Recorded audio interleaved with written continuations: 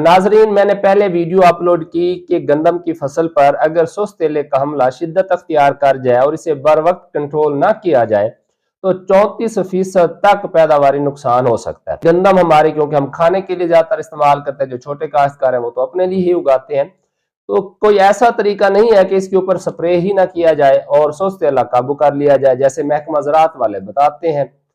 جی ہاں، ایسا ممکن ہے، مگر یہ کام آپ کو جب آپ نے گندم کی بوائی کا فیصلہ کرنا ہے اس وقت سے کرنا پڑتا ہے کہ جب آپ گندم کاشت کرتے ہیں تو وٹوں کے اوپر یا 1 ایکڑ چھوڑ کے اگلے ایکڑ میں کہیں پر ایک سائیڈ پر کوئی 1 آدھی کنال آپ سرسوں کاشت کر لیں، اور میٹھی سرسوں خاص کر کینولا وغیرہ۔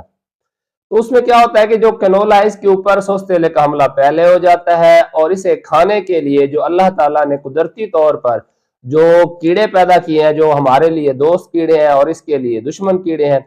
وہ پہلے آ جاتے ہیں اور جو ہے ان کی نسل بڑھنا شروع ہو جاتی ہے۔ مگر جو گندم کا سست تیلہ ہے اس کا حملہ نسبتاً بعد میں ہوتا ہے، اور اس کی جو نسل ہے وہ بھی مختلف ہے۔ جو سرسوں پر حملہ آور ہوتا ہے سست تیلہ،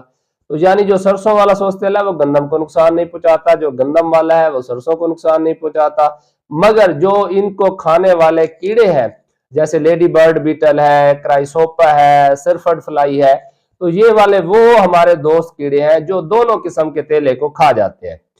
تو اسی لیے اگر ہم گندم کے اندر مختلف طریقوں سے، یعنی بعض دفعہ آپ 100 فٹ کے بعد ایک لائن لگا لیں یا 200 فٹ کے بعد ایک لائن لگا لیں، اس طرح محکمانہ سفارشات میں ہوتا ہے کہ ہر 400 فٹ کے بعد جو ہے وہ آپ تھوڑے سے رقبے کے اوپر 1 آدھ کنال کے اوپر جو ہے وہ آپ کینولا کاشت کر لیں۔ تو اس طریقے سے کیا ہوتا ہے، دوست کیڑوں کی جو افزائش نسل ہے وہ بہتر ہوتی رہتی ہے، اور یہی دوست کیڑے ہی ہیں جن کی مدد سے ہم کہہ سکتے ہیں کہ بغیر سپرے کے ہم گندم کے سست تیلے کو کنٹرول کر سکتے ہیں۔ اس کے علاوہ اگر درجہ حرارت ساتھ دے، یعنی درجہ حرارت کافی تیزی سے جب بڑھنا شروع ہوتا ہے تو پھر یہ خود بخود ہی ختم ہو جاتا ہے۔ اس کے علاوہ کچھ اور بھی امور ہیں جن پر اگر ہم عمل کر لیں تو ہم اس کے حملے کو کم کر سکتے ہیں۔ مثلا ایک تو وقت کاشت ہے، جو خاص کر ہماری لیٹ کاشت تک گندم ہوتی ہے، دسمبر کے آخر تک کاشت ہوتی رہتی ہے، وہ زیادہ متاثر ہونے کے چانسز ہوتے ہیں۔ اس کے علاوہ اگر ہم یوریا کا بے جا استعمال کرتے ہیں، زیادہ استعمال کرتے ہیں اور دیر تک کرتے رہتے ہیں تو فصل کچی ہو جاتی ہے اور اس پہ اس کے حملے ہونے کے چانسز بڑھ جاتے ہیں۔ اس کے علاوہ بیج کو زہر لگا کر کاشت کرنا چاہیے، اور جب ہم پانی لگاتے ہیں تو پانی بہت زیادہ بھر کر نہیں لگانا چاہیے۔ جہاں پر 2 پانی لگنے ہیں وہاں پر 3 نہیں لگانے چاہیے، جہاں پر 3 لگنے ہیں وہاں پہ 4 نہیں لگانے چاہیے، یعنی مناسب وقفہ رکھنا چاہیے اور ضرورت کے مطابق آبپاشی کرنی چاہیے۔ اور اس کے علاوہ خاص کر جو متناسب کھادوں کا استعمال ہے، یعنی فاسفورس، پوٹاش اور نائٹروجن، یہ خاص ریشوں میں استعمال کرنی چاہیے۔ یہ نہیں کہ ہم نے پوٹاش بھی نہیں استعمال کرنی، صرف فاسفورس بھی تھوڑی سی استعمال کی اور باقی سارا دار و مدار ہمارا یوریا پر ہو یا نائٹروجن پر ہو، تو ایسی فصل کے اوپر بھی کچے پن کی وجہ سے سست تیلے کے حملے کا زیادہ خطرہ رہتا ہے۔ مگر آپ نے یہ ذہن میں رکھنا ہے کہ ہماری گندم کی فصل کے اندر جو جنگلی جئی اور جو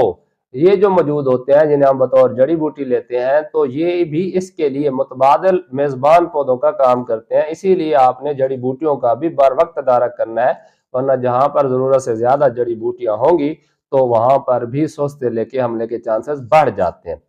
اس کے علاوہ اگر مجبوری ہو تو اس کا ایک اور طریقہ بھی ہے کہ عموماً اس کا حملہ ٹکڑیوں میں ہوتا ہے، اور خاص کر جہاں پر کھال ہوتے ہیں، وٹ ہوتے ہیں، سائڈوں پہ، باہر والی سائڈ پہ